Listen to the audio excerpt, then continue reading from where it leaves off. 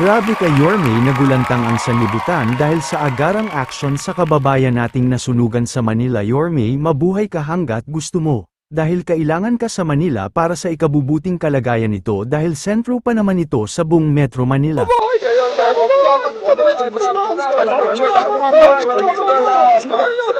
Maraming salamat po.